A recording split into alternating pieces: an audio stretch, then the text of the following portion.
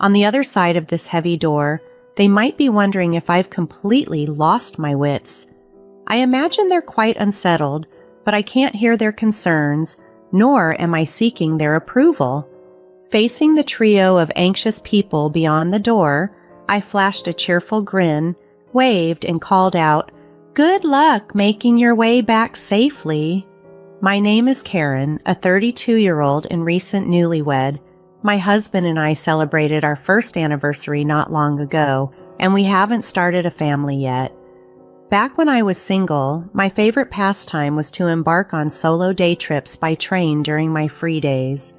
My friends often questioned, "Doesn't it get lonely traveling by yourself?" But I found a unique kind of joy in wandering at my own pace, unbound by a strict itinerary. Although there was a touch of solitude, the thrill of exploration far outweighed it. I have a cherished travel magazine from which I sometimes draw inspiration for my adventures. As my routine unfolded, I started noticing a peculiar coincidence. Isn't that the same man I saw last week? I thought. It happens so often that one might consider it fate if they were inclined to believe in such things. Initially, it unnerved me a bit, but it turned out he shared the same sentiment. One day, he cautiously approached and said, I'm sorry if I'm mistaken, but haven't we met before at completely different locations?" To dispel any awkwardness, I showed him my travel magazine and confidently explained, "I'm just following the trip suggested here." To my surprise, he revealed the same magazine and smiled broadly. That's how I met Mason, my future husband. Mason was intriguing with his carefree approach to travel, always packing light to ease his journeys, while I tended to over-prepare. He joked, "Nowadays, with everything going cashless, all you need is a mobile phone." Our conversations sparkled with excitement as we discovered our shared passion for travel. We exchanged contact details, and gradually our solo trips evolved into joint escapades. To my delight, I found that sharing experiences made them even more memorable, and local delicacies tasted better when enjoyed with someone special. After about 8 months of dating, Mason proposed that we take our relationship to the next level. I wasn't upset at all. Actually, I felt quite elated. Just 8 months into our relationship, Mason and I made the joyful decision to marry, embarking on what I thought would be a blissful new chapter in our lives. However, this happiness was soon overshadowed by the presence of Mason's parents, Austin and Janet. Living just a 25-minute drive away, they are both in their 50s, with Janet working part-time while both remain active in the workforce. Initially, they visited our home quite often, but over time we managed to find a comfortable balance with fewer visits. Our post-wedding life included regular trips to various tourist spots, continuing a tradition Mason and I both loved. Recently, Mason embraced a minimalist lifestyle, carrying only his mobile phone and leaving his wallet in my care. "It feels so light, I hardly look like I'm ready to go out, do I?" he joked with a satisfied grin. I silently wished he would at least carry his wallet, but it was a small inconvenience. One ordinary day turned unexpectedly tense when Mason, out of the blue, suggested, "By the way, my parents' wedding anniversary is coming up. How about we invite my parents on our next trip?" I felt a sudden tightness at the suggestion, but replied, "Yeah, that sounds great. We haven't seen Janet and Austin recently anyway." Mason, oblivious to my discomfort, didn't notice my strained expression. The following day, when I called his parents to extend the invitation, they were thrilled. I guess I have to give it my best shot, I thought, bracing myself. Honestly, I find it challenging to be around my in-laws. They aren't unpleasant people, we just don't mesh well. I'm quite reserved and prefer calm environments, whereas they are the epitome of high energy, which can be overwhelming for me. The first time I met them, their boisterous enthusiasm took me by surprise. "Nice to meet you. I'm Mason's mom, and this is the dad," they declared with the gusto of stand-up comedians, causing me to tense up involuntarily. Later, when the four of us, including Mason and his parents, went out for dinner, they chose the restaurant. I wondered if it was a favorite spot of theirs, given their enthusiastic choice. When we arrived at the venue, it turned out to be an all-you-can-eat buffet. The idea of meeting their son's girlfriend for the first time in such an informal setting brought a chuckle to my lips. "We've been so anxious today. We haven't eaten anything since morning," Janet said with a beaming smile, her nerves seemingly non-existent. "That's right, and we have to get our money's worth," Austin chimed in, revealing the true reason behind their skipped breakfast. Their loud voices drew some discreet chuckles from other diners, making me feel a bit embarrassed and eager to leave. As I glanced around, hoping Mason shared my discomfort, I was surprised to find he had already headed off to get food. Not to be outdone, his parents also rose to load their plates, seemingly preparing for a long winter's hibernation. Watching them, I wondered, can I become a part of this family? I managed only a strained smile amid their boisterous energy, finding myself barely touching my food, overwhelmed and questioning my future with Mason. However, my apprehensions softened a bit when they affectionately remarked at the end of our meal, "What a wonderful girlfriend Mason has. He may be a bit awkward, but please take good care of him, Karen." Their sincere words warmed my heart. I loved Mason, and despite their overwhelming natures, I believed his parents meant well. When Mason proposed a few months later, I accepted without hesitation, convinced of our bond. Yet it seems I was not as skilled at reading people as I thought. At our wedding, Mason's parents seemed to disregard the solemnity of the ceremony entirely, focusing instead on the buffet, much to my parents' dismay.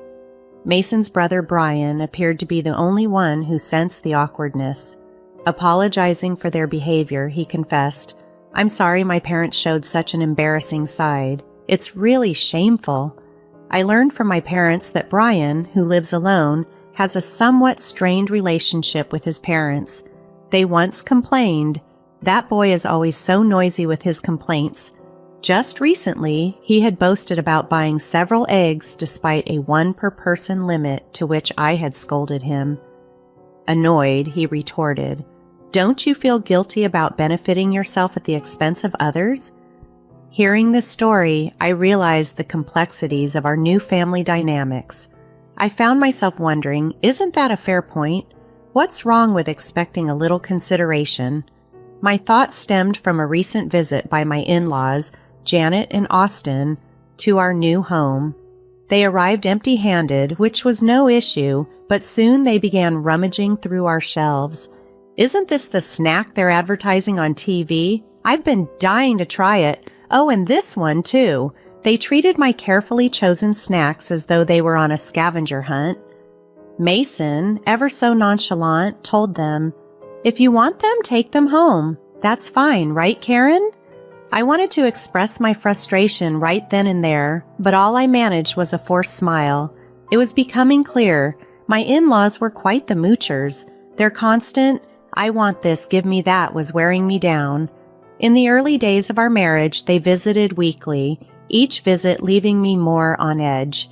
One day, I couldn't hold back my irritation any longer. "Mason, don't you think there's something off about Janet and Austin? They're kind of overbearing." My frustration boiled over into a full-blown argument with Mason, who seemed genuinely perplexed by my anger. "No, not really. They've always been like this. Don't worry about it," he said, patting my shoulder, which only fueled my anger further. "Are you kidding me? If this keeps up, I'll consider a divorce. Just do whatever you want." My raised voice alarmed Mason, and he quickly intervened to put a stop to his parents' intrusive visits. Whatever he said to them, it worked because our home life became peaceful once again. However, the idea of traveling with them still made me anxious. On the day of the trip, I was taken aback to see them waiting, seemingly ready. "It's been a while. I heard you've been busy with work. Must be tough," Janet said, trying to make conversation. Despite her words, I was far from calm, especially when I noticed something odd. Janet and Austin, where's your luggage?" On closer inspection, they had brought absolutely nothing with them, not even for a day trip. Isn't it normal to bring at least a bag? We wanted to be ready to move quickly, they explained, leaving me bewildered and bracing for what might come next on this trip. As I complained about a sore shoulder, their response seemed all too familiar and only added to my confusion. The trip unfolded just as disastrously as I had anticipated. It soon came to light that the in-laws had conveniently forgotten their wallets, feigning surprise with a, "That's strange, isn't it?" Watching them play innocently, I found myself thinking that it might be best to either cut the trip short or cancel it altogether. Unfortunately, my concerns fell on deaf ears. An exasperated Mason reassured me, "My folks have always been like this. I'll cover for them, but I'll make sure they pay me back." It seemed the trip would go on as his parents laughed and offered hollow apologies. All I felt was disgust. Even after we arrived at our destination, their rudeness persisted. At a store, they complained about the absence of free samples with a loud, "Wow, stingy, huh?" When I, parched, bought a drink and hadn't even taken a sip, Janet asked, "Can I sip that? I'm thirsty too. I can't believe I forgot my wallet." While I forced a smile, an exasperated Mason finally intervened. "Stop it, it's embarrassing. Look, I'll buy you one." Overhearing this, Austin muttered under his breath, "What a stingy woman, lacking compassion." I heard his comment and thought bitterly, I could say the same about you. I should have walked away then, but my stubbornness kept me there. The pattern repeated itself twice more. After seemingly enjoying the first trip, Janet contacted Mason to plan another.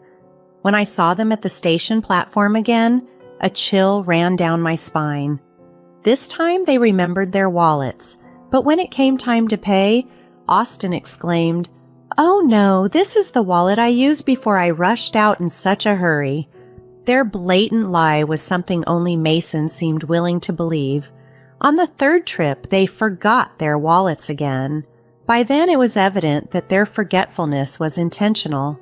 Confronting Janet directly, I asked, "Excuse me, but did you deliberately forget your wallet? You never intended to pay, did you?" My accusation made her face turn red. Austin snapped back, "What a rude woman you are. Apologize to Janet." I stood my ground, fueled by long-held frustration. "No way. Both of you are just too greedy." Caught in the heated exchange, Mason seemed at a loss. Tourists around us watched the spectacle with curiosity. Noticing their gaze, Mason felt embarrassed and finally pleaded, "Stop it, please." Overwhelmed by the whole ordeal, I broke down crying, feeling truly disillusioned with the situation. As the confrontation reached its peak, the in-laws' reaction took an unexpected turn. Janet rushed over to a teary-eyed Mason, and with Austin silently by her side, she said, "I'm sorry, Mason, it was my fault. You're so kind to cry for me." I stood there, bewildered by their melodramatic response. Only one clear thought crossed my mind in that surreal moment. This is impossible. Let's get a divorce.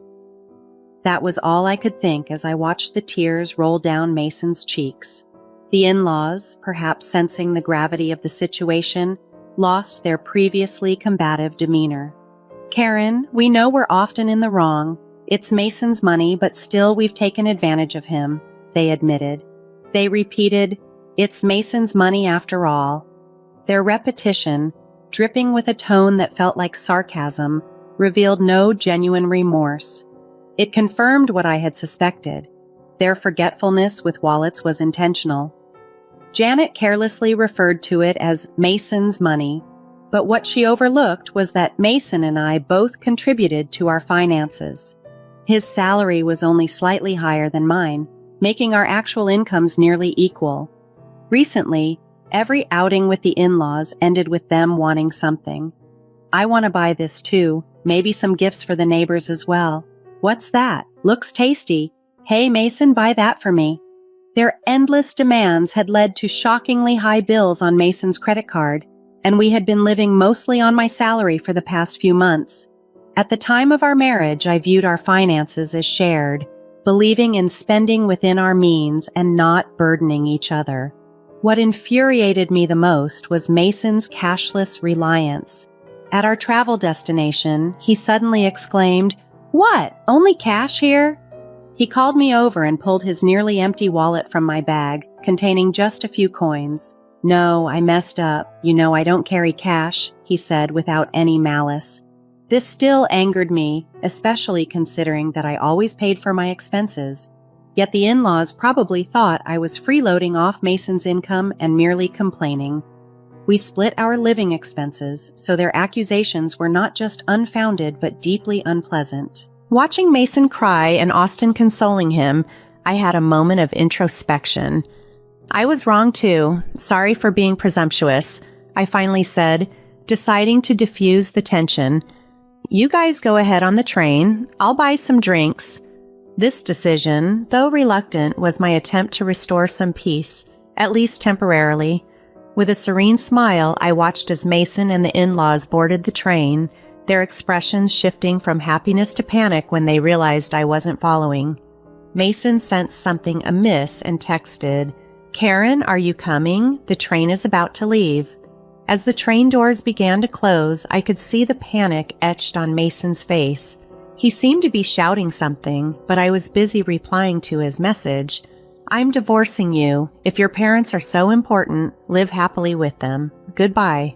I ignored his frantic calls and texts, pondering whether he realized the disturbance he was causing on the train. His face, visible through the closing doors, shifted from confusion to anger. "Hey, open this door. Are you crazy? I won't forgive you," he exclaimed as if I needed his approval. The in-laws appeared to be yelling too, but their voices were lost to me. Smiling at the bewildered trio, I muttered to myself, "Let's see if you'll make it back safely. Good luck." Then the train departed, swiftly vanishing from sight. Knowing that the next stop was quite a distance away, I felt a mix of relief and defiance. After the train disappeared, I hurried home to pack my things. I decided to stay with a friend, where I began to ponder my next steps. Meanwhile, the barrage of messages from Mason continued until they abruptly stopped. Likely his phone had died. He often forgot to charge it overnight, and just this morning he mentioned it was at only 30%. Portable battery chargers are essential, he always said. Ironically, his essential portable charger was in my bag, along with his wallet. As I discussed my situation with my friend, my phone rang unexpectedly. It was Brian, Mason's brother. "Karen, I'm sorry, did something happen?" According to Brian, Mason's phone had run out of battery, and in his panic he had dropped it, shattering the screen. Unable to contact me, the desperate in-laws turned to Brian, but instead of probing, he listened as I recounted everything about Mason and the in-laws without restraint. As I explained, I could hear Brian's tone sharpen over the phone. From the background, I caught snippets of the in-laws insisting that Brian, known for his articulate nature, would surely outmaneuver me in this argument. After I finished my account, Brian snapped, his voice taking on an authoritative edge. "Hey, you scoundrel, are you stupid?" It was known that when Brian grew truly angry, his imposing demeanor surfaced, and given that he was the one voice of reason Mason and the in-laws could seldom counter, his words carried weight.